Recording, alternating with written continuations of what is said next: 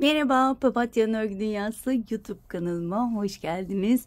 Bugün sizlerle beraber bu gördüğünüz çok şık, çok cici bebek yeleğini çalışacağız. Arkadaşlar yapımı oldukça kolay. Sadece bir günde ve sadece bir yumakla bu güzel bebek yeleğini istediğiniz yaşa göre yapabilirsiniz. Benim ördüğüm 0-3 ay arası şöyle minicik bir yelek, ama sizler bunu büyüterek istediğiniz boyutlarda 3-4 yaşa kadar uygulayabilirsiniz. Bunu nasıl yapacağız? Arkadaşlar ben buna yakadan başladım. 20 ön 20 arka 14-14 tek kenarlar olarak başladım. Eğer siz böyle 9 ay, 10 ay, 9 ay gibi yapacaksanız bebeklere hemen robodan büyütebilirsiniz. Robayı biraz daha fazla örerek zaten o genişleyecektir. 1 yaşa kadar istediğiniz gibi yapabilirsiniz. Daha büyük çocuklara, 3-4 yaş çocuklara ise yakadan fazla trabzan ekleyerek yapabilirsiniz. Önünü 22, arkasını 22, yanlarını da bu topları yapabilmek için 4-4 arttırmanız lazım. Yani 14 yapmıştık. 18, yani 4 tane fazladan eklemeniz lazım. Önlere de ona göre ekleme yaptıktan sonra istediğiniz büyüklükte yapabilirsiniz. Ben bedenlerimi internete bakarak yapıyorum, ölçerek. Sizler de ölçerek internetten alıp dilediğiniz boylarda rahatlıkla örebilirsiniz. Hemen ipimden bahsetmek istiyorum. Arkadaşlar ben Ören Bayan'ın Sweet Baby ipini kullandım. Gerçekten yumuşacık, çok güzel bir yelek oldu. Hemen tığımı göstermek istiyorum. 3 milimlik tığ kullandım, ama eliniz çok sıkı bir else 3.50 milimlik tığ tercih edebilirsiniz diyorum. Şöyle çok güzel düğmeler ekledim. Hemen şöyle içinde göstermek istiyorum. Gerçekten çok şık oldu. Şöyle hemen arka kısmını da göstermek istiyorum. Şu topi top da diyebiliriz bunlara, popcorn da diyebiliriz. Gerçekten çok şık durdu. Evet arkadaşlar, isterseniz bu güzelliğin yapımına geçelim. Geçmeden önce minik hatırlatmamı yapmak istiyorum. Biliyorsunuz ki kanalım tamamen ücretsiz. Kanalıma tamamen ücretsiz abone olup bildirimleri açıp bir de bu videoyu beğenirseniz hem bu modellerin devamlılığını sağlamış olursunuz, hem de bu videonun birçok kişiye ulaşmasını sağlamış olursunuz diyorum. Ve unuttuğum noktalar varsa açıklamalar bölümüne eklerim. Açıklamalar bölümü daha fazla yazan, videonun altında daha fazla yazan bölüme tıkladığınızda görebileceğiniz bir yer. Evet, isterseniz bu güzelliğin yapımına geçelim. Evet arkadaşlar, öncelikle zincirle başlıyorum. İpime bir düğüm attım. Ve şu şekilde 1, 2, 3, 4, 5 bu şekilde zincir çekerek toplamda 68 tane zincir çekip dönüyorum. Evet, toplamda 68 tane zincirimi çektim. Ve hemen bir ölçü vermek istiyorum. Evet, hemen şöyle baktığımda ipinizin ve tığınızın ayarına göre bu değişebilir arkadaşlar. Benimki tam gördüğünüz gibi 30 santim. Evet. Şimdi burada tırnağımla en son zinciri tutuyorum. 1, 2 zincir çekiyorum. Tığın başını doladım. Hemen tırnağımla tuttuğum zincire batarak tekli trabzan yaptım. İlk trabzanımı zinciri saymıyorum. 1, 2, 3, 4, 5, 6, 7, 8, 9,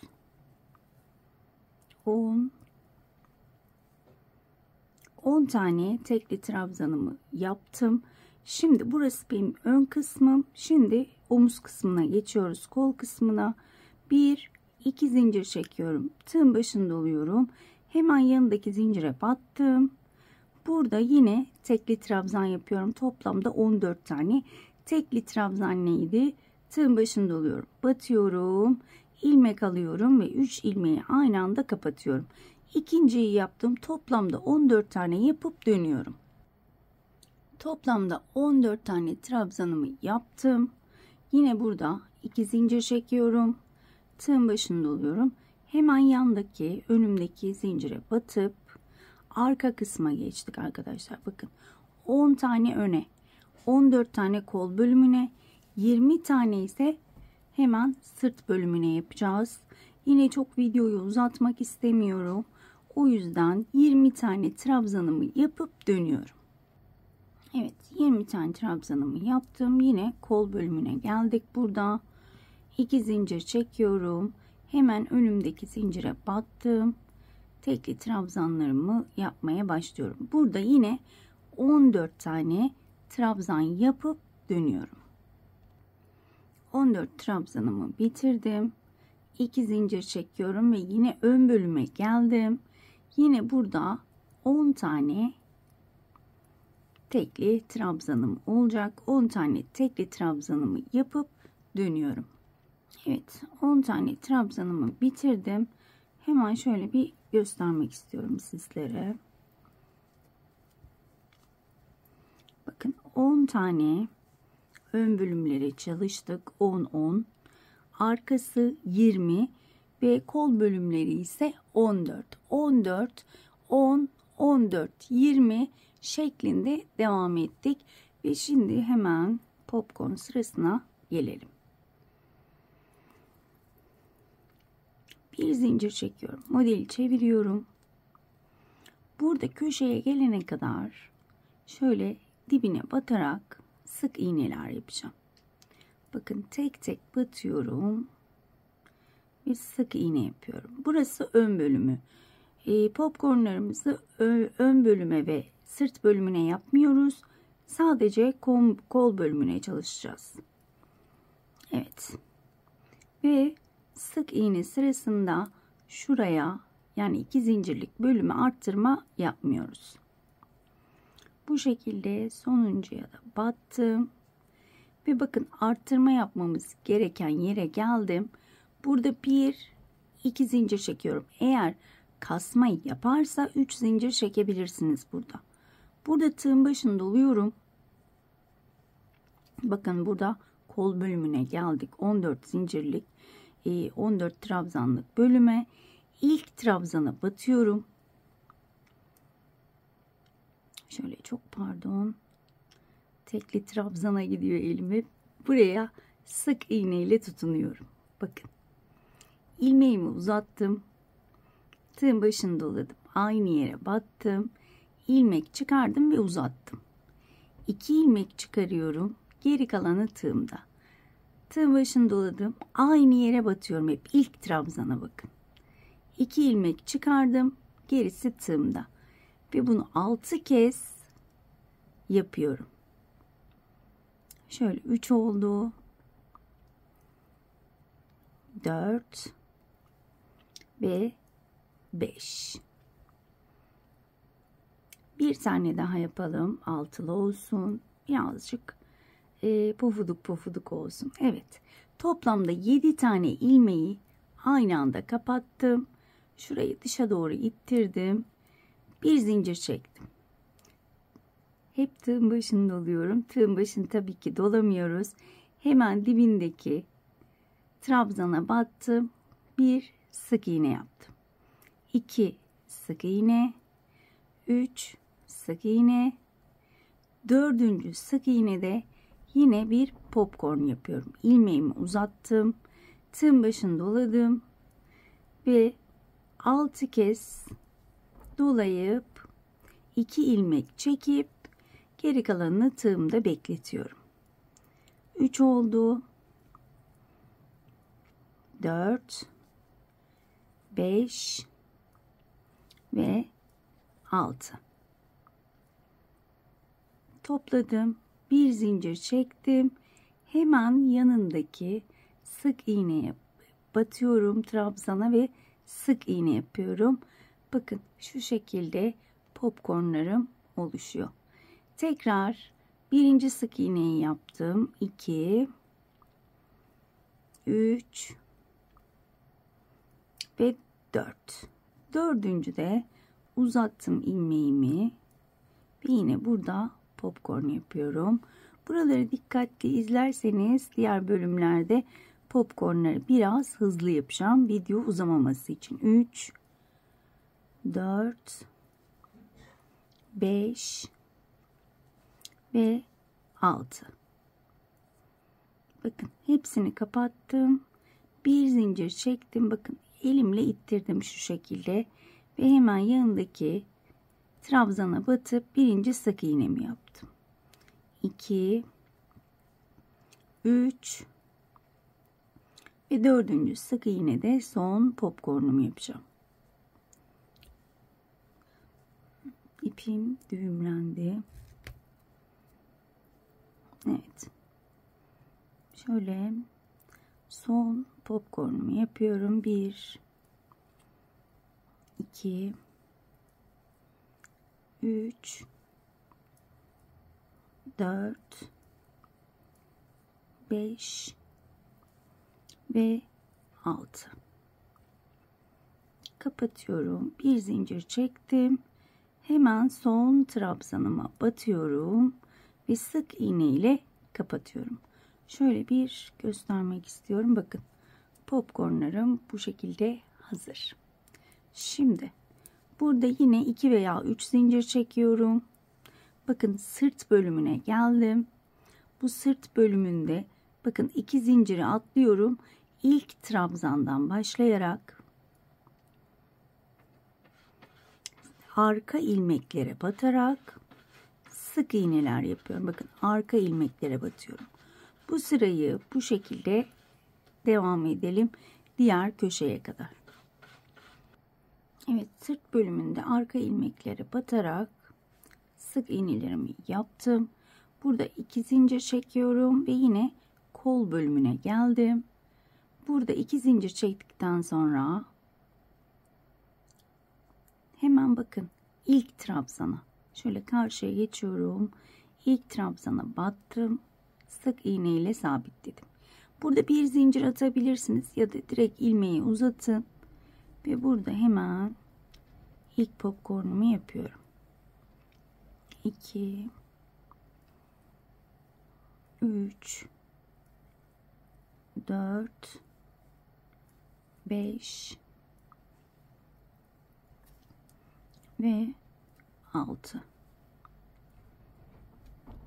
Kapattım. Bir zincir ve hemen yanındaki trabzana ilk sık iğnemi yapıyorum. 2 3 ve 4. Dördüncü de yine popcorn. Diğer tarafta neler yaptıysak burada da o şekilde çalışıyoruz. Evet, burada son popcornumu kapatıp bir zincirimi çekiyorum. Son kalan bir trabzan tepesine sık iğne ile sabitledim. 2 zincir çektim ve arkadan bakın şu zinciri geçiyorum ilk trabzandan. Şöyle önden ilmek alarak devam ediyorum. Şöyle şunu bitirip hemen bitmiş halini göstermek istiyorum. Her popcorn sırasında bir popcorn artacak arkadaşlar. Bu sırada 4 tane oldu. Bir üst sıradaki popcornda 5 tane olacak.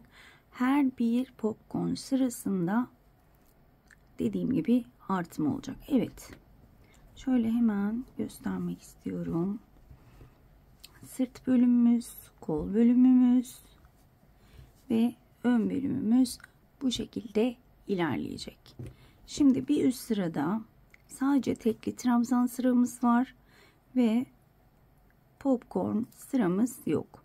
Bakın önler ve arkalar hep arkadan ilmek alarak tekli trabzan yapıyorum. Bu şekilde tekli trabzanlarımı yapıyorum. Şöyle şu köşeye gelene kadar devam edelim. Evet, şurayı bitirdim arkadan ilmek alarak ve burada 2 zincirlik bölüme geldim. Bakın 2 zincirlik bölümü hemen şu altta. Bu popcorn sırasındaki zincir, bu bir alttaki trabzan zinciri. Ben şu üsttekine değil alttakine batıp tekli trabzan yapıyorum. 1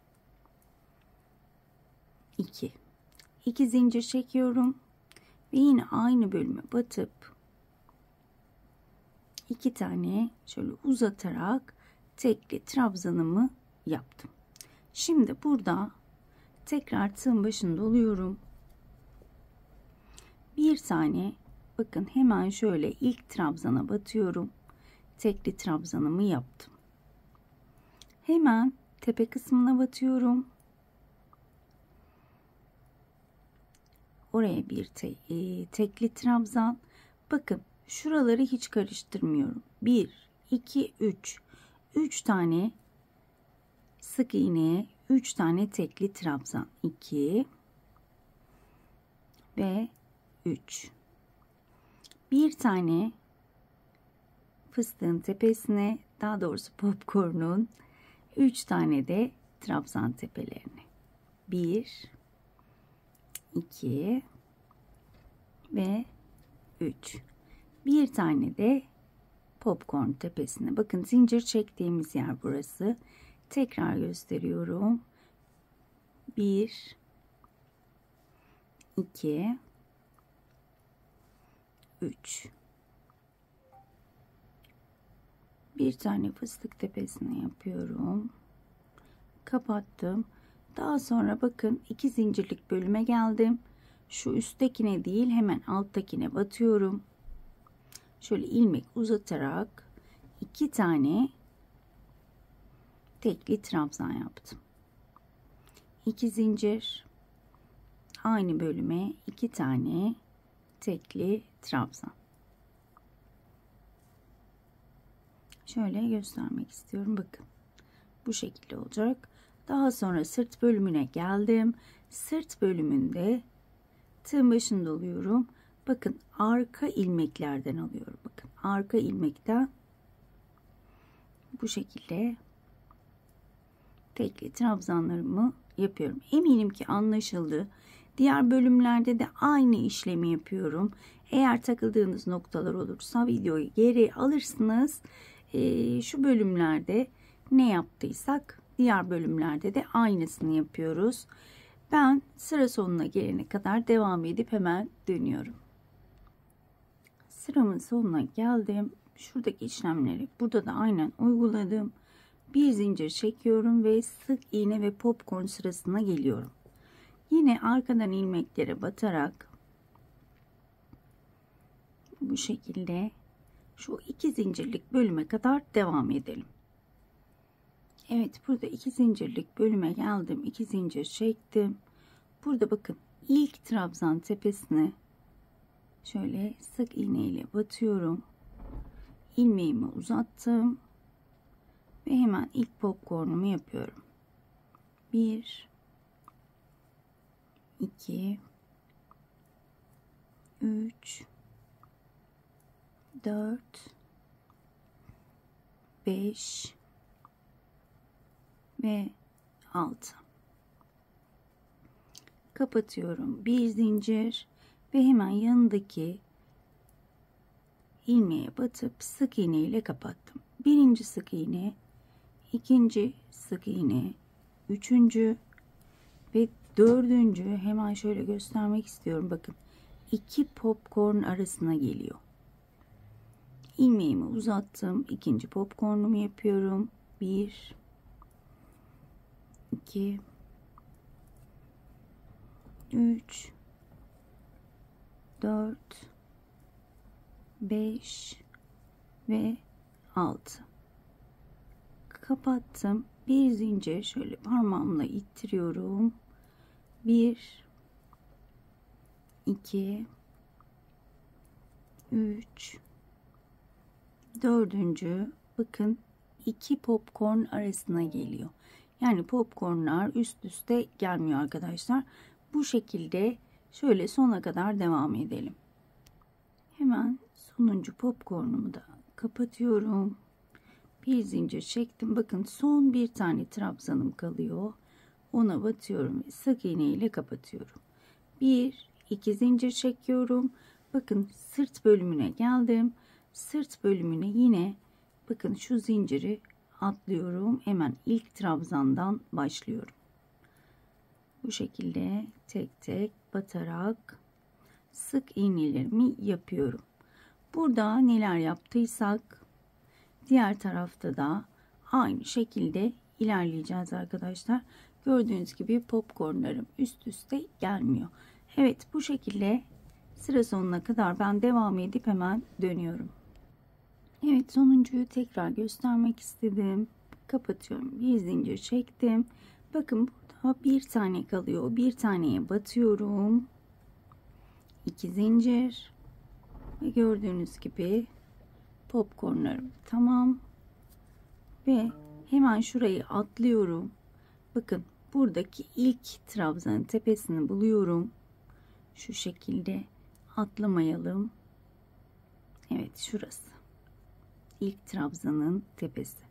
Şöyle tek tek batarak sık iğnemi yapıp dönüyorum. Sıramın sonuna geldim. Hemen şöyle robomu göstermek istiyorum. Arkadaşlar artık bu şekilde ilerleyeceğiz. Hep modelin tekrarı. Sık iğne sırası ve popcorn sırası. Daha sonra tekli trabzan sırası ve şu anda yine tekli trabzan sırasına geldim. Ve son bir kez onu da göstermek istiyorum. Eminim ki anlaşıldı.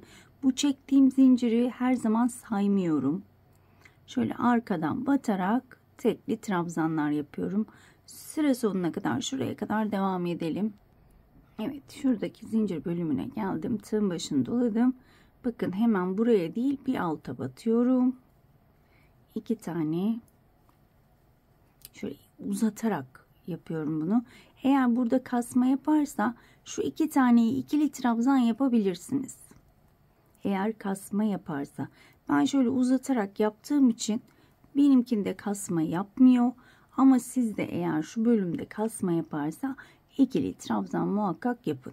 Evet, buraya geldim. Tığın başını doladım. Hemen önümdeki şöyle trabzana batıyorum.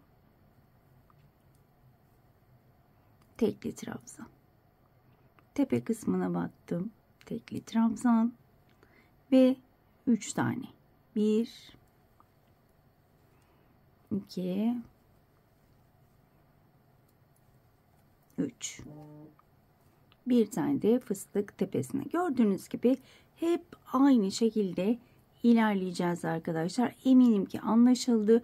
Yine sırt bölümüne arkadan tek tele batıyoruz ve bu sırayı da bitirelim. Yine geldim. Sonuna kadar bitiremedim. Yeni öğrenen arkadaşların kafası karışacağını düşündüğüm için bakın sırt bölümünü yaptım. Hemen burada artırmalarımı yapıyorum. 2 zincir ve 2 tane tekli trabzan. Bakın burada ilk şöyle trabzana batıyorum. Yaptım. Hemen ikinciyi tepeye batıyorum. Şu ilk teki ve baştaki çok önemli olduğu için onu göstermek istedim. Ne eksik ne de fazla trabzanınızın olmasını istemiyorum arkadaşlar. Şöyle ortada 3 tane olacak. Bir tane tepede olacak. Başta bir tane trabzanı yapıyorum. Daha sonra fıstığın tepesine batıyorum. Bunu unutmayın. Şöyle sona kadar devam edeyim. Sonu da göstereyim. Evet, sona kadar geldim. Bakın sonda fıstığın tepesine batırıyorum. İlmek aldım. Kapattım. Burada tığın başını doluyorum. Hemen bakın yana falan batmıyorum. Hemen arttırmamı yapıyorum. 1 ve 2. Fıstık tepesine battım. Arttırmamı yaptırdım. Hemen bu şekilde bu sırayı bitiriyorum. Ve şöyle göstermek istiyorum. Şurayı bitirip geri dönüp dönüyorum. Evet, şöyle geriye döndüm. Bakın tam buradayım ve sık iğne sırasındayım. 2 zincirimi çektim. Bakın. Şurayı atlıyorum. Yan yana 2 tane trabzan var. İlkine burada şaşırabilirsiniz. Bakın ikinci trabzanın tepesi, ben de şaşırdım çünkü ben ilk trabzan diye şuna battım ve üst üste geldi. O yüzden ilk trabzanın tepesi bakın şurası. Sonradan uyarmadı demeyin. Hemen buraya sık iğne ile sabitledim ve ilk popcornumu yapıyorum. Yeni öğrenen arkadaşlar yapamayacak diye inanılmaz endişeleniyorum. Video uzamasın diyorum ama bir yandan da ya yeterince gösteremedim mi acaba diye telaşem var. O yüzden artık ortaya kaç dakikalık video çıkar bilmiyorum. Hoş görürsünüz inşallah. 2, 4, 6, 7 kapattım. Ve hemen yandaki trabzana ilk sık iğnemi yaptım. 2, 3 ve 4. bakın 2 popcorn arasına geliyor. Ve bu şekilde devam ediyoruz arkadaşlar. Hemen şöyle göstermek istiyorum. Bakın o kadar güzel ilerliyor ki. Diyeceksiniz ki kaç sıra öreceğiz kol kesimine kadar. Arkadaşlar şu anda doğaçlama ördüğüm için ben de bilmiyorum. Göz kararı istediğim boya gelene kadar öreceğim.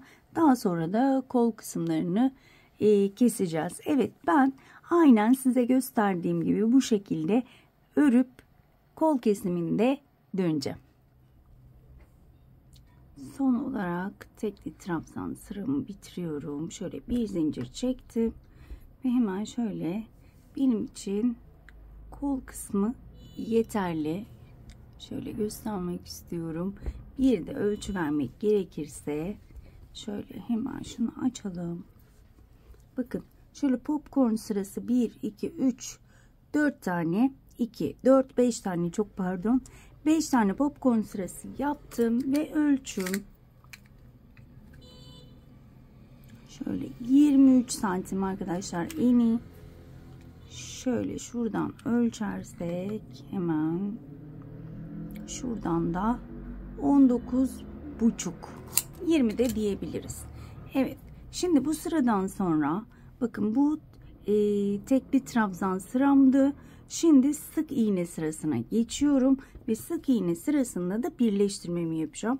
Şimdi hemen burada bir zincirimi zaten çekmiştim ve burada arka ilmekleri batarak yine sık iğnelerimi yapıyorum. Şöyle şu köşeye gelene kadar devam edelim. Bakın sık iğnemi yaptım. 2 zincirlik bölüme geldim.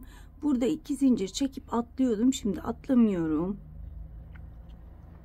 2 zincirlik bölüme bir sık iğne yaptım. Daha sonra bakın tersindeyiz. O yüzden şu şekilde çeviriyorum. Bakın karşıdaki 2 zincirlik bölüme sık iğne ile sabitliyorum. Gördüğünüz gibi kol kesimimi tamamlamış oldum. Şimdi burada yine bakın şöyle arkadan ilmeklere batarak sık iğnemi yapmaya devam ediyorum. Şu anda sırt bölümündeyiz. Şu bölüme gelene kadar devam edelim. Evet, sırt bölümündeki sık iğnemi bitirdim. Yine köşeye geldim, 2 zincirlik bölüme sık iğne ile sabitledim. Bakın popcorn bölümündeyim. Şunu şöyle içe katlıyorum. Hemen karşıdaki 2 zincirlik bölüme geçtim. Sık iğne ile kolumu birleştirmiş oldum. Ve yine arka ilmekleri batarak sık iğnelerimi sıra sonuna kadar yapacağım. Sık iğne sıram bitti. Şöyle 2 zincir çekiyorum. Ve hemen şöyle düzünü çeviriyorum. Şöyle göstermek istiyorum. Şu güzelliği size bakar mısınız? Çok güzel oldu. Evet. Şimdi artık popcorn sıralarımız bitti. Şimdilik bitti. Şimdi şu bölümü bir sıra sık iğne, bir sıra trabzan şeklinde ilerleyeceğiz. model bozulmaması için yine arka ilmeklere batarak bir sıra sık iğne, bir sıra tekli trabzan. Yine aynı şekilde şöyle başlangıcını beraber yapalım. Şu koltuk altına gelene kadar orayı da göstermek istiyorum. Tığ başını doladım ve tekli trabzanlarımı arka ilmeklere batarak devam ediyorum. Şöyle şuraya gelene kadar devam edelim. Bakın tam koltuk altına geldim. Tığ başını doluyorum. Bakın yine önüme gelen tüm zincirlere, sık iğnelere şu şekilde batıyorum.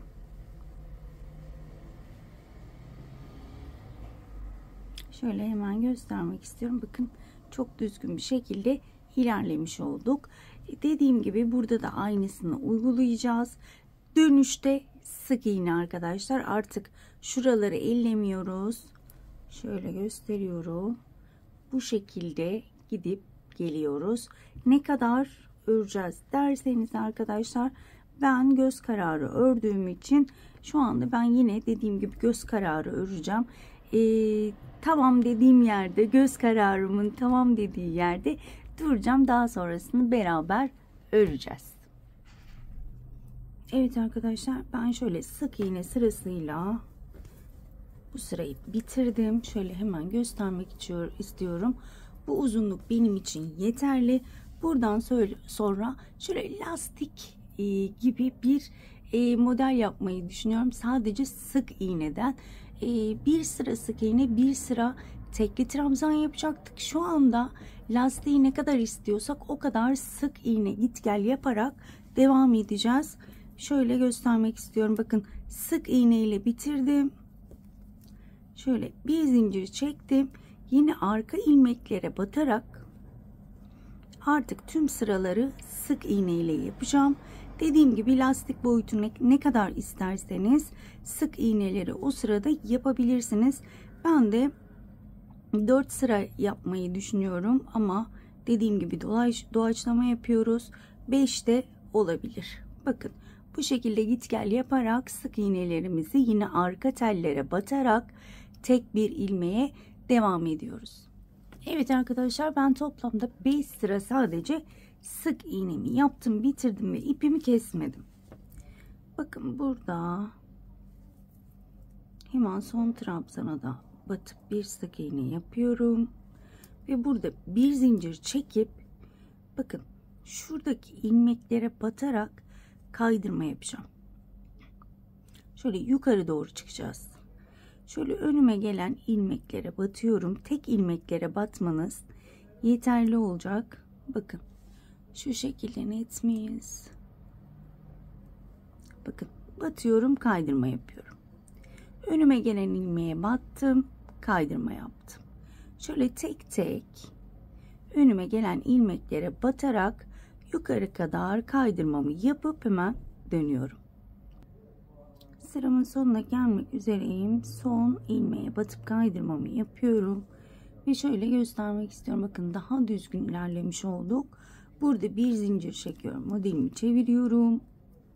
Şöyle bakıyorum. Bakın.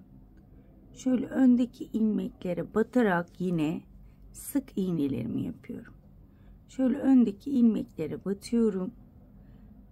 Yine ve sık iğnelerimi yapıyorum. Burada da alttaki şuradaki lastik gibi git gel yaparak sık iğneler yapacağız. Yine arkadaki ilmeklerin tek ilmeğine batarak. Eğer ilmek açmak istersek bakın sık iğne yaparken hemen 2 zincir çekiyorum. Alttan 2 tane sık iğne atlayıp üçüncüye batıyorum ve sık iğnelerime devam ediyorum. Şimdi videoyu uzatmamak amaçlı tam gösteremiyorum ama 2-3 sıra sonra bu şekilde iliklerinizi açabilirsiniz. 2 zincir 3. sık iğneye batarak gördüğünüz gibi bir iliğimiz oluşuyor. İstediğiniz kadar, ben herhalde ya 3 ya da 4 tane yapmayı düşünüyorum. Zaten yeleğimiz pek minik, çok düğme yapmaya gerek yok. Evet, ben bu şekilde yine 4 veya 5 sıra yapmayı düşünüyorum. Şu kısma 5 sıra yaptım. İlk başladığım sırada da sık iğne vardı, 6 sıra oldu. Bu yanlarda da 4-5 yeterli olacaktır. Hemen bu yanı ben yapıyorum bu şekilde, sık iğne git gel yaparak. Diğer tarafı da aynı şekilde yapacağım. Burayı da aynı şekilde yapıp hemen döneceğim. Evet arkadaşlar, ben burayı bitirdim. 3 tane ilik açtım. Diğer tarafı da aynı şekilde bitirdim. Toplamda 4 sıra buraya, 4 sıra da buraya ördüm. Şimdi kollara bir şey çalışmayacağım ama sizler kolları eğer birkaç sıra sık iğne yapmak isterseniz yapabilirsiniz. Hemen şöyle buradan başlamak istiyorum. Evet. Yine etrafını aynı şekilde şöyle ilk trabzandan tutturarak sık iğneler yapacağım. Şöyle battım, alttan ilmeği de yürüterek yine arka ilmeklere batacağız. Burada arka ilmek olmadığı için direkt düz batıyorum. Şu şekilde bir üst sırada arka ilmeklere batarak ilerleyeceğim. Şimdi bu şekilde devam ediyorum. Kaç sıra öreceğimi yine bilmiyorum ama yaka kısmını çok fazla örmeyi düşünmüyorum. Bu sırayı saymazsak 2 veya 3 sıra ancak örebilirim.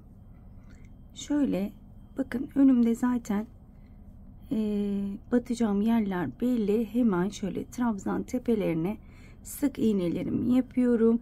Geriye döndüğümde yine aynı şekilde arkadan tek bir ilmeğe batarak yine sık iğne yapacağım. Yani şu etek bölümünde, yan bölümünde nasıl çalıştıysak burada da aynı şekilde çalışacağım ve yakayı bitireceğim. Ve şöyle 3 tane çok güzel düğmelerim var. Şöyle göstermek istiyorum. Hemen bunları da şöyle şuralara dikeceğim. Tam şöyle minik bir yeleğe çok uyacak diye düşünüyorum. Hemen düğmelerimi de dikip dönüyorum. Evet arkadaşlar, ben yaka kısmını toplamda 3 sıra ördüm. Düğmelerimi diktim ve gördüğünüz gibi gerçekten ortaya çok şık bir şey çıktı. Umarım beğenmişsinizdir. Umarım ben de açıklayıcı bir şekilde anlatabilmişimdir. Bundan sonraki videolarda görüşmek dileğiyle. Kendinize çok iyi bakın. Hoşça kalın.